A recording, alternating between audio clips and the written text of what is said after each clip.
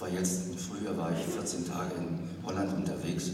Der erste Tag Kerkrade, der Vater in Mauthausen und dann die Mutter und alle 5 Kinder am selben Tag in Auschwitz ins Gas.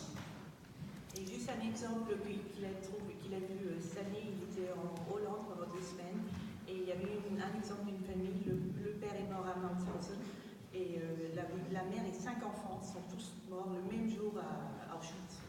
Oder jetzt ein Beispiel, es war hier in Frankreich, die Mutter, die beiden Töchter ins Gas, aber die beiden Männer mussten noch arbeiten, bis sie nicht mehr konnten. Vernichtung durch Arbeit.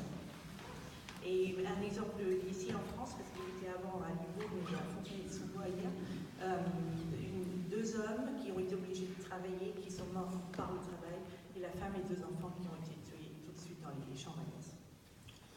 Im Zusammentreffen mit Überlebenden, gerade für Schüler, ist natürlich spannend und wie. Einmal kam ein Mann aus England zu einer Verlegung. Er war über einen Kindertransport gerettet worden. Et il dit que c'est très important pour lui, mais aussi de voir comment les gens se retrouvent, les survivants et leurs familles. Alors il y a un exemple d'un homme anglais qui était venu, une fois il a été sauvé dans un Kindertransport, il est venu à une course de Schoenberg. Und er hat dann erzählt, ja, ich war damals 14 Jahre alt und ich durfte ganz alleine nach England fahren. Ja, das war ein Abenteuer für mich. Warum Mutter und Großmutter, die 2 Steine am Bahnhof geweint haben, das hat er irgendwann später begriffen. Et donc ce garçon, il avait 14 ans, il a expliqué plus tard, il a dit moi j'avais 14 ans, j'avais le droit d'aller en Angleterre, c'était l'aventure, c'était super, il était super content. Par contre, je n'ai pas compris jusqu'à beaucoup plus tard pourquoi ma mère et ma grand-mère pleuraient. Zu den Steinen hat er dann gesagt, naja, es sind natürlich keine Grabsteine. Es können keine Grabsteine sein. Beide sind in Auschwitz in Rauch aufgelöst. Die Asche wurde in den Fluss gestreut oder im Winter sogar zum Streuen der Wege benutzt. Et il a dit que les pavés ne sont pas des tombes, justement, elles ne peuvent pas être des tombes. Les personnes, sa mère et sa grand-mère ont été tuées et on a utilisé les cendres parfois pour faire des routes.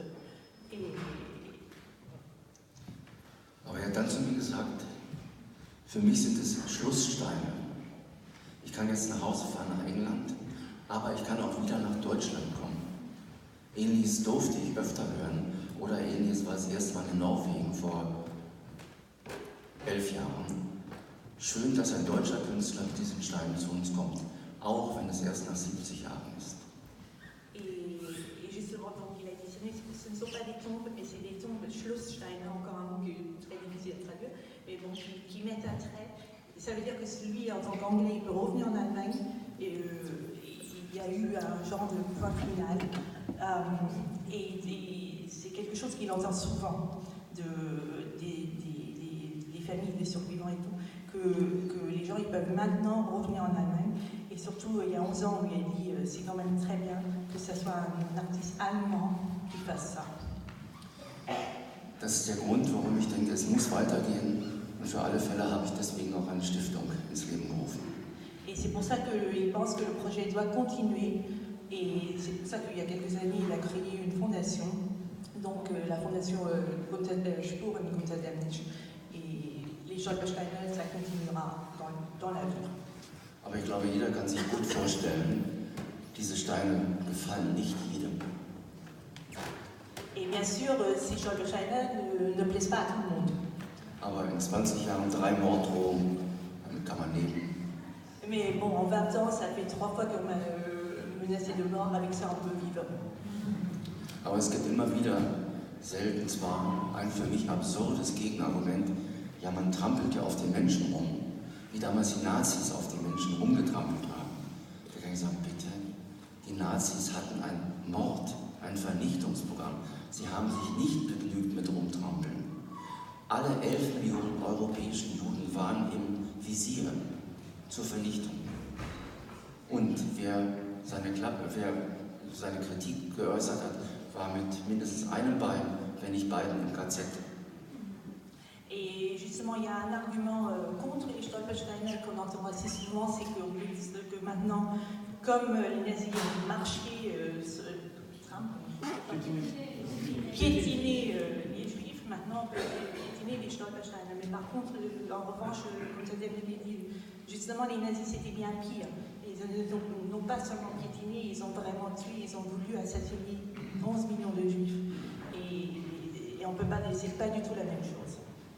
Und eigentlich, muss ich sagen, war diese Idee der Stolpersteine in die Erde zu gehen, sowas wie eine Notlösung. Oui, et justement au début, l'idée n'était pas, bien sûr, de mettre les Stolpersteine dans le chemin, dans le sous-sol. L'idée, c'était bien sûr de mettre une plaque au mur.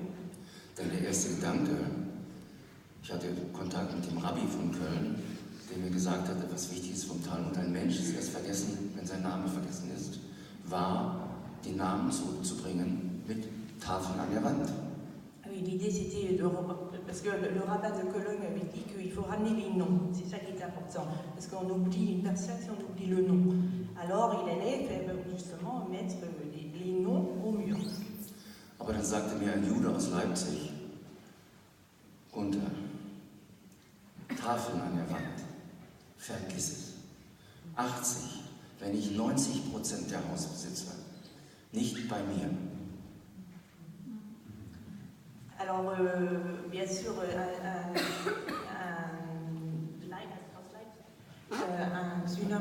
un homme juif de Leipzig qui a dit non, mais Gunther, je pense qu'entre 90% et 90% de personnes vont dire moi, une plaque, non, pas chez moi, pas sur mon mur. Also er hatte in seiner Familie 22 Opfer.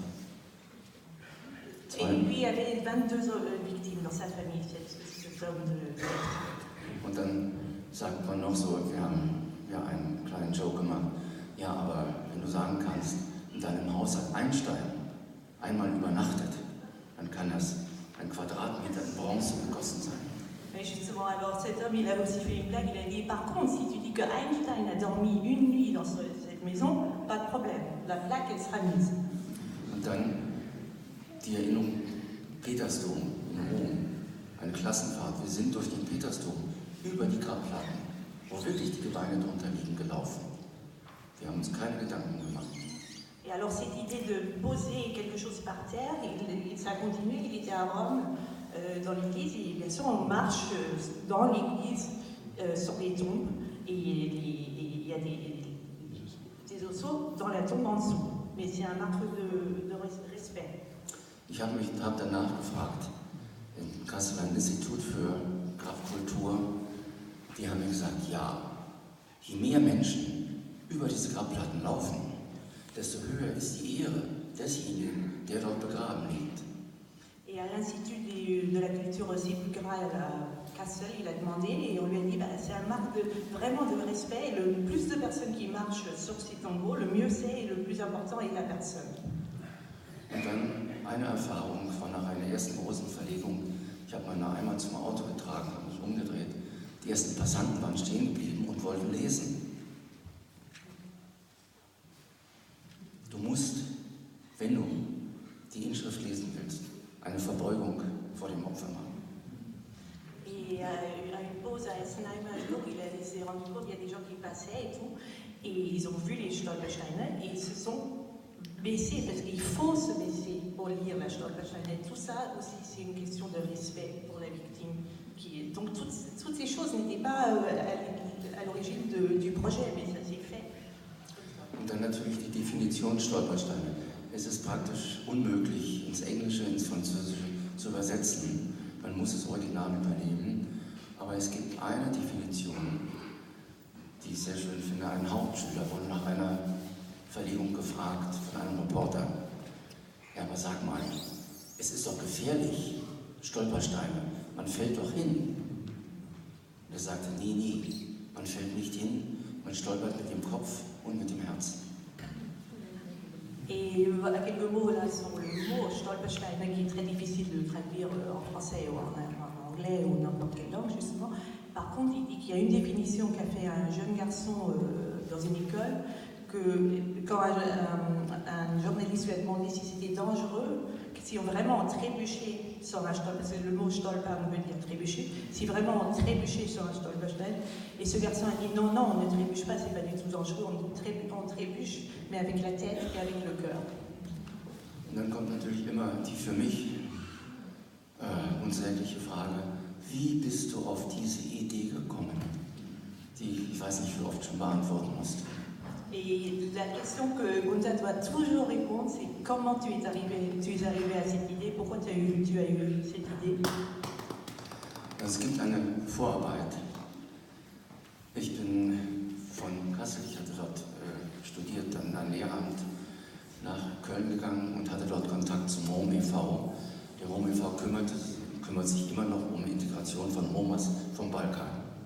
Alors cette idée, il y a eu un projet avant, et il avait fait ses études d'art à Kassel, et il était en contact avec l'association des Roms. Und dann gab es eines dieser sogenannten Jubiläen.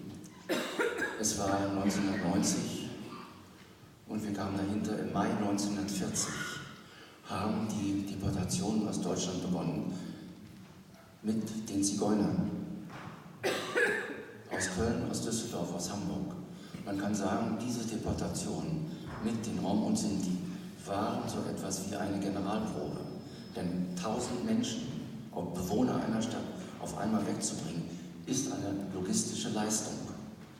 Alors, en mai 1990, il y a eu l'anniversaire, soi-disant, des premières déportations de Rome, de Hambourg, de Düsseldorf et Cologne. Et Gunther dit que c'était quand même le côté logistique extrêmement difficile, et ils ont fait des essais, soi-disant, et ça c'était une répétition générale, voilà, il dit que c'est une répétition générale pour ce qui est venu après en Berlin. Und den Menschen war mitgeteilt worden, schriftlich, ihr bekommt im Osten eine neue Heimat.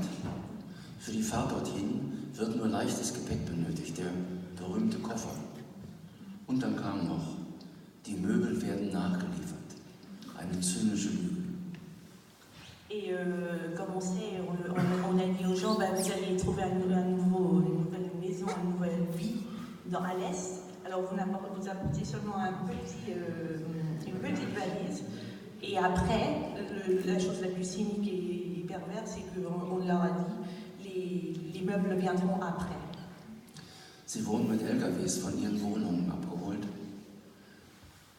mit LKWs zur Deutzer Messe gebracht. Die Deutzer Messe war ein Außenlager des KZ Buchenwald. Und wirklich direkt gegenüber, 200 Meter zu Fuß, war der Bahnhof. Ohne die Reichsbahn, später alle Bahnen, auch die SNCF, hätte nichts funktionieren können, hätte keine Deportation stattfinden können. Et on les a emportés en camion à un mini-camp de Buchenwald qui était en dehors de Cologne.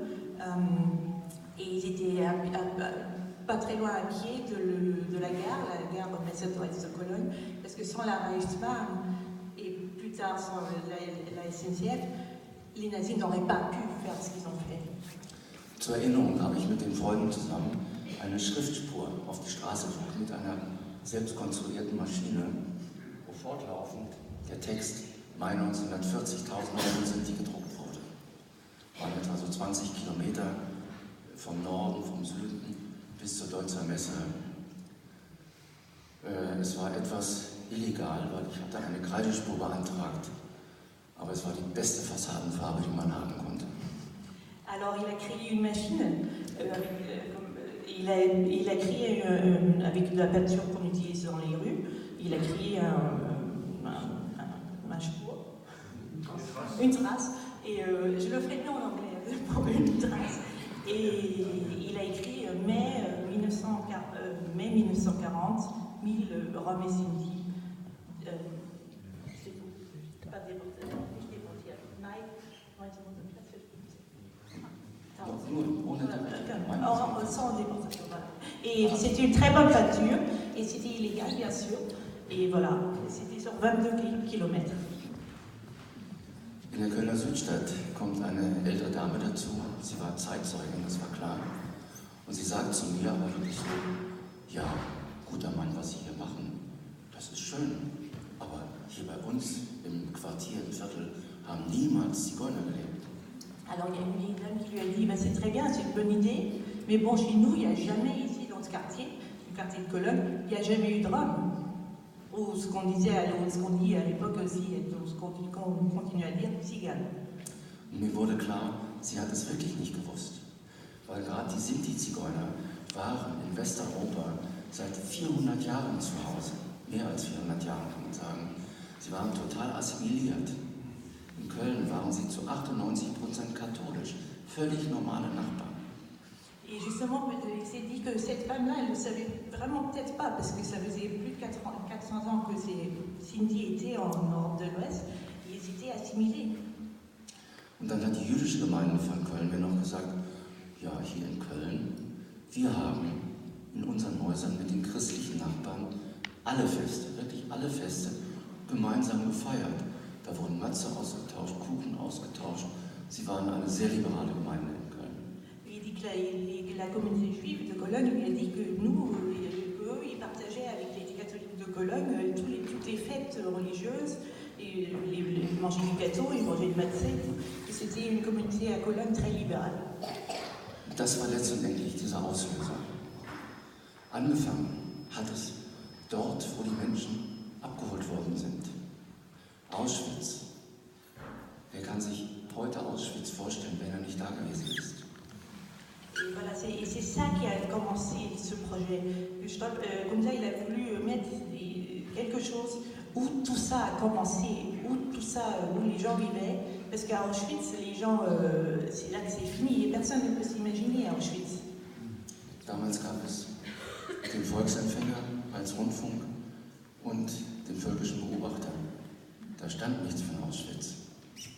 Oui, voilà. Et à l'époque, les médias, où il y avait un journal, il y avait la radio, ils ne parlaient jamais d'Auschwitz. Und wer sich getraut hat, BBC zu hören, wir hatten gerade jetzt so einen Stein verlegt, der war mit einem Bein, der war im KZ, also ein Mann, der hatte BBC gehört, ist verraten worden, zusammengeschlagen, nicht mehr arbeitsfähig geworden. Et ceux qui osaient écouter la BBC, si on les prenait, vraiment, ils arrivaient tout de suite dans un camp et justement, ils viennent poser un Stolperstein pour quelqu'un qui a été déporté à cause de cette raison. Aber wie gesagt, nachdem diese Idee war, der Anfang war schwierig, aber ich sehe es ja jetzt, Frankreich ist bis jetzt immer noch etwas schwierig, aber ich kann sagen, dieselbe Erfahrung habe ich in Holland gehabt. Et justement, il dit comme ça que le projet a eu des problèmes en Allemagne au début et qu'en France, il continue à avoir des problèmes, mais que c'était pareil en Hollande. Au début, vraiment, il y avait beaucoup de résistance. Holland war erst eine Mauer des Widerstandes gegen die Stolpersteine. Dann hat ein Ort, Borne, im Nordosten, eine eher links gestrickte Ecke. Links gestrickt. Borne.